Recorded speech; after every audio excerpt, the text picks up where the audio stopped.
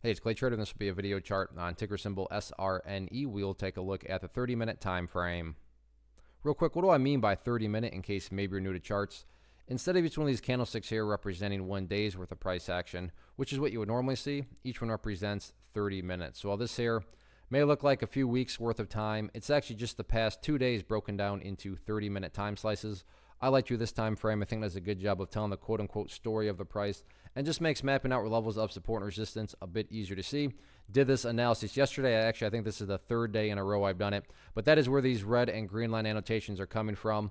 And they almost look kind of silly being where the price is now. But yeah, believe it or not, yesterday these lines were actually pretty relevant. And on that note, I want to do a little house cleaning here and just go ahead and get rid of the line right here. Sure, it still pertains, but it's not relevant anymore. And from a presentation standpoint, I don't want to risk causing clutter and confusion by having lines all over the place. So just want to try to keep this as clean as possible. Now, the first update comes about from a foundational principle in charting, which states when levels of resistance are broken and closed above, you want to see them act as support. So for those of you that did watch yesterday's video, hopefully remember me talking about 270 as a level of resistance. And you can see when that level was actually broken today, that was pretty much the floodgates opening.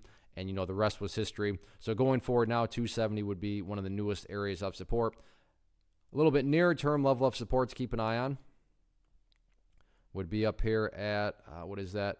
$3.30. And that would be the ideal level, meaning, hey, Clay, what would make this chart look the most powerful? If the price can stay above 330, that would be a huge sign of power on the bull's part. If it falls below it, I'm not saying the entire chart's ruined, because you still do have plenty of other supports below you, including the big picture support that I've continued to talk about, and that is the 50-period simple moving average right there being denoted by the purple line. And as the name implies, moving average. So as time goes by, that purple line is only going to move itself higher and higher. So as long as the price stays above that purple line, then from the big picture perspective, the trend is fully in the bull's favor. Now, what about areas of resistance? Pretty straightforward here. Currently, as of today, the party stopped right up there at about $3. Actually, let's just call it $3.80 since there's more price congestion right around there. So $3.80, public enemy number 1 going into tomorrow. But as this chart has shown, breaking levels of resistance are great, yeah, but as long as the price continues to build these higher bases, then the overall chart will continue to take care of itself, which includes breaking areas of resistance. So yeah, breaking levels of resistance are important, but the main focus should just continue to be on building those higher bases and letting the long-term trend continue to build itself.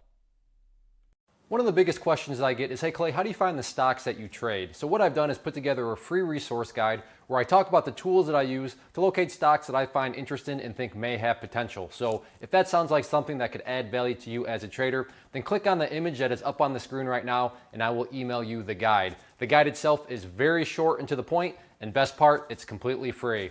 Thanks for watching the video. Let me know if you have any questions.